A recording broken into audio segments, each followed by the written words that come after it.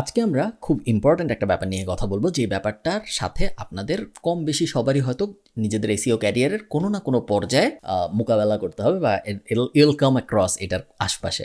সেটা হলো লিঙ্ক কেনা। আমরা যখন এসইওর এই কোর্সটা শুরু করি তখন আমি আপনাদের বলেছিলাম যে গুগলের একটা গাইডলাইন আছে এসইও এক্সপার্টদের জন্য, এবং এই গাইডলাইনের মধ্যে গুগল বলেছে যে ব্যাকলিঙ্ক কেনা বেচা করা ঠিক না।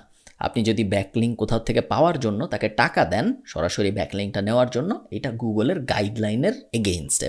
এটা ইললিগাল কিছু না, আপনাকে পুলিশ ধরবে না, বাট এটা গুগলের গাইডলাইনের এগেইনস্টে। এবং এটা যদি আপনি অনেক করেন এবং যদি গুগল এটা ধরে ফেলতে পারে, সেই ক্ষেত্রে আপনার ওয়েবসাইট একটা পেনাল্টি পাইতে পারে, যে পেনাল্টিটার নাম আমরা জেনেছিলাম আনন্যাচারাল লিঙ্ক পেনাল্টি। আপনার ব্যাকলিঙ্ক ন্যাচারাল না, আনন্যাচারাল, যেহেতু আপনি টাকা দিয়ে কিনে আনছেন, তো এটাকে বলে unnatural link penalty. In reality অনেক মানুষ ব্যাকলিঙ্ক কিনে এবং অনেক এসইও এক্সপার্টের নিজের অনেকেই অনেক এসইও এক্সপার্টকে আমি যেটা করতে দেখি, তারা টেকনিক্যাল এসইও নিজে করে, অন পেজ এসইও নিজে করে, কিন্তু অফ পেজ এসইওর সময় তারা স্পেশালি অফ পেজ এসইওর ব্যাকলিঙ্ক পার্টটার সময় সাইটেশনও অনেক সময় তারা নিজেরা করে। আমি যেরকম নিজে কখনো সাইটেশন করি না, আমি সবসময় সার্ভিস কিনি, অনেকে নিজে করে। এবং তারপরে ব্যাকলিঙ্কের সময় আমি অনেককেই দেখি ব্যাকলিঙ্ক কিনতে। আমি রেকমেন্ড করতেছি না আপনাদের ব্যাকলিঙ্ক কিনেন, কারণ নিজে যখন আপনি ব্যাকলিঙ্ক বানাবেন ওটার কোয়ালিটি যত ভালো হয়, আপনি যখন কিনবেন তখন কখনোই ওই ব্যাকলিঙ্কের কোয়ালিটি সেম হয় না। কেনার সময় সবসময় ব্যাকলিঙ্কের কোয়ালিটি একটু খারাপ হয়। বাট তারপরেও যদি এমন কোনো সিচুয়েশন আপনার চলে আসে যে যখন আপনার ব্যাকলিঙ্ক কিনতে হবে, অথবা আপনাকে যদি কোনো ক্লায়েন্ট বলেই যে আমি তোমাকে আলাদা বাজেট দিচ্ছি, তুমি যাও ব্যাকলিঙ্ক কিনো, এরকম সিচুয়েশনও হয়। এরকম যদি হয়, সেই ক্ষেত্রে কিছু ব্যাপার আপনার মাথায় রাখতে হবে কেনার সময়, যে ব্যাপারগুলো নিয়ে আমরা এখন কথা বলবো। আমি একটা এক্সাম্পল এখানে ওপেন করে রাখছি, আপনারা দেখতে পাচ্ছেন ফাইবার। আমি ব্যাকলিঙ্ক লিখে সার্চ দিছি, হাজার হাজার লাখ লাখ গিগ যেখানে মানুষ backlink বেচতেছে। So crore crore backlink বিক্রি হয় প্রত্যেক দিন, এবং অনেক মানুষ ব্যাকলিঙ্ক কিনে ভালো রেজাল্টও পায় অনেক মানুষ। সো ব্যাকলিঙ্ক কিনলে যে কাজ হয় না এমন না, জাস্ট একটু রিস্ক থেকে যায় যে গুগল ধরে ফেলতে পারে। ব্যাকলিঙ্ক যখন আপনি কিনবেন তখন আপনার কয়েকটা ব্যাপার মাথায় রাখতে হবে। প্রথম ব্যাপারটাই হইল স্প্যাম স্কোর। আপনি যেই ওয়েবসাইটটা থেকে ব্যাকলিঙ্ক নিচ্ছেন ওই ওয়েবসাইটটা কি স্প্যামি ওয়েবসাইট নাকি নর্মাল ওয়েবসাইট, এটা আপনার বুঝতে হবে। এটা কীভাবে বুঝে? আমি যদি স্প্যাম স্কোর চেকার লিখে সার্চ দিই, অনেক ওয়েবসাইট পাবো আমি যেসব জায়গায় চেক করা যায়। সবাই মজের এপিআই ইউজ করে, moj.com খুব জনপ্রিয় একটা এসইও ওয়েবসাইট, এবং ওই ওয়েবসাইট থেকে আমরা জানতে পারি যে একটা ওয়েবসাইটের স্প্যাম স্কোর কত। আপনি যে কোনো স্প্যাম স্কোর চেকার টুল ব্যবহার করতে পারেন, বাট মেইন যে কোম্পানিটা এটা বানিয়েছে এই সিস্টেমটা, তাদের নাম হলো মজ। এরা সবাই, অন্যান্য যত ওয়েবসাইট আছে সবাই এই মজের সিস্টেমটাই ব্যবহার করে, যে কোনোটা ইউজ করলেই হয়, তেমন কোনো সমস্যা নেই। সো স্প্যাম স্কোরে চলেন আমরা একটা ওয়েবসাইট দিই। এই ওয়েবসাইটটা আমরা স্প্যাম স্কোরে পেস্ট করলাম, I am not a robot লিখলাম, চেক দিলাম। ও আমাকে বলতেছে যে স্প্যাম স্কোর 1%। এটার মানে হইল এই ওয়েবসাইটটা স্প্যামি ওয়েবসাইট না, এই ওয়েবসাইটটা বেশ ভালো ওয়েবসাইট, এটা আমাদের চেক নাম্বার 1। যদি এই ওয়েবসাইটটা বাজে ওয়েবসাইট হয় তাহলে আমরা কখনোই এই ওয়েবসাইট থেকে ব্যাকলিঙ্ক কিনবো না। আমরা যদি ফাইবারে যে অমুকের কাছ থেকে ব্যাকলিঙ্ক কিনতে যাই, ওর কাছে তো আমরা ফার্স্টে জানতে যাবো তুমি আমাকে কোন কোন ওয়েবসাইট থেকে ব্যাকলিঙ্ক দিবা। ও যখন আমাকে লিস্ট দিবে, ওই লিস্টের মধ্যে যদি এই ওয়েবসাইট থাকে আমরা এটা নিব, কারণ এটার স্প্যাম স্কোর কম। স্প্যাম স্কোর যখনই আমরা দেখব 20%-এর বেশি হয়ে গেছে, তখন আমরা ওই ওয়েবসাইট অ্যাভয়েড করার চেষ্টা করব। ঠিক আছে, 1 নাম্বার। সেকেন্ড, ডিএ এবং পিএতে আমি খুব একটা বদার্ড না, ডিএটাই আপনার দেখতে হবে মূলত। DA stands for domain authority. Domain authority এটাও মজের বানানো একটা সিস্টেম, গুগলের বানানো কিছু না, কিন্তু মজ আরেকটা কোম্পানি যারা এই ধরনের কাজকর্ম রেটিং দেয়। সো মজ একটা সিস্টেম বানিয়েছে অনেক আগে, 10-15 বছর আগে ওরা একটা সিস্টেমটা বানিয়েছে যে একটা ওয়েবসাইট কত পাওয়ারফুল এটা বোঝার যে সিস্টেম, এটাকে ওরা বলে ডোমেইন অথরিটি। মানে হইল ওই ওয়েবসাইটের যে ডোমেইনটা ওটা কত স্ট্রং। forbes.com-এর ডোমেইন অথরিটি 99, প্রথম আলোর ডোমেইন অথরিটি মনে করেন 90, khalidfarhan.com-এর ডোমেইন অথরিটি হয়তো 10 বা 20, কারণ আমরা অত বড় অথরিটি না। অ্যাকচুয়ালি আমরা চেক করে দেখি আসেন যে khalidfarhan.com-এর ডোমেইন অথরিটি কত, কম হবে সাধারণত, যেহেতু আমরা অত বড় নাম না। সো যত পাওয়ারফুল একটা ওয়েবসাইট, সেই ওয়েবসাইটের ডোমেইন অথরিটি তত বেশি। যত দুর্বল একটা ওয়েবসাইট, সেই ওয়েবসাইটের ডোমেইন অথরিটি তত কম।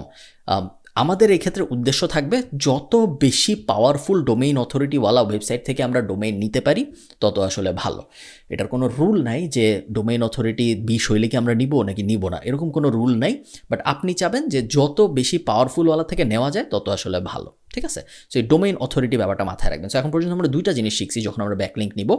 একটা হলো যে khalidfarhan.com-এর ডোমেইন অথরিটি 20, একটা হলো স্প্যাম স্কোর কম থাকতে হবে 20%-এর, আরেকটা হলো ডোমেইন অথরিটি যত বেশি পাওয়া যায় তত ভালো। 2টা ব্যাপার। থার্ড যে ব্যাপারটা আপনার মাথায় রাখতে হবে মনে করেন এই ওয়েবসাইটটা থেকে ব্যাকলিঙ্ক নিব নাকি আমরা বোঝার চেষ্টা করতেছি।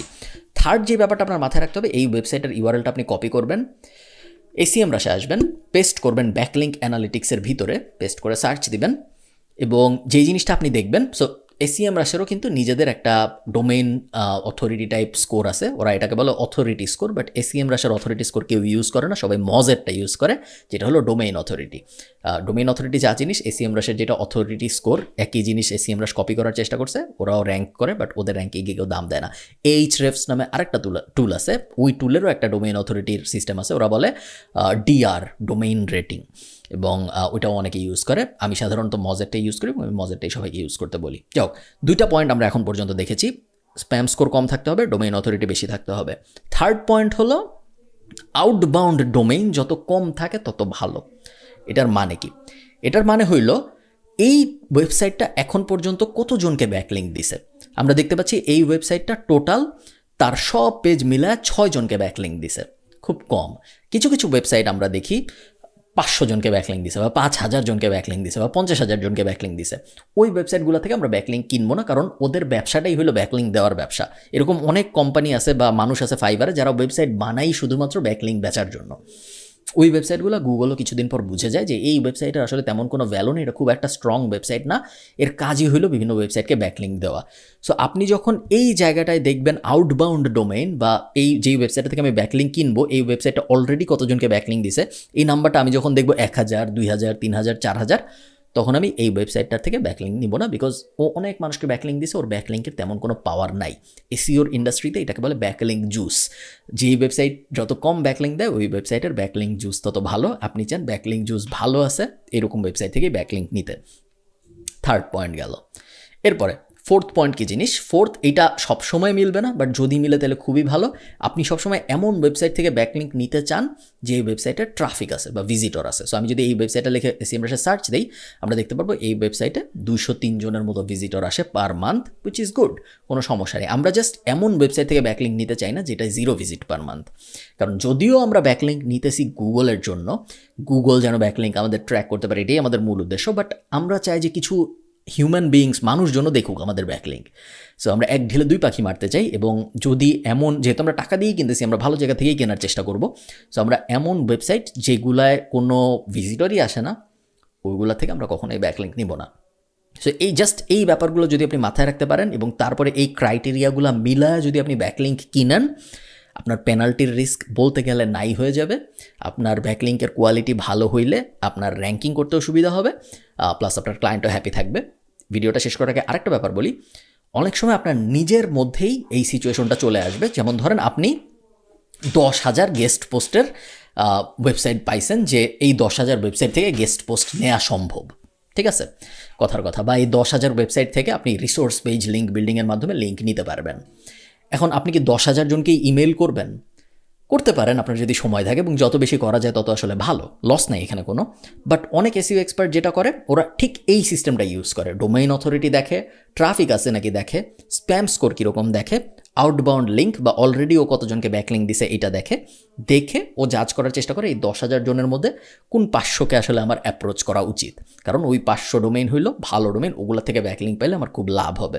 আগের ভিডিওতে বলেছিলাম, আজকেও বলি, number of backlink important, but দিন শেষে আমাদের গেমটা ব্যাকলিঙ্কের নাম্বার বাড়ানোর গেম না, আমাদের গেমটা হইল ওয়েবসাইটকে বিভিন্ন কিওয়ার্ডের জন্য গুগলের প্রথম পেজে র্যাঙ্ক করার গেম। এটা ভুলে গেলে হবে না, ঠিক আছে? তো আশা করি এই ভিডিওটা দেখার পরে আপনার ব্যাকলিঙ্ক কেনার সময় যদি আপনার কিনতে হয় আর কোনো সমস্যা হবে না, এবং আপনি বাজে ব্যাকলিঙ্ক কিনে ফেলবেন না ভুলে।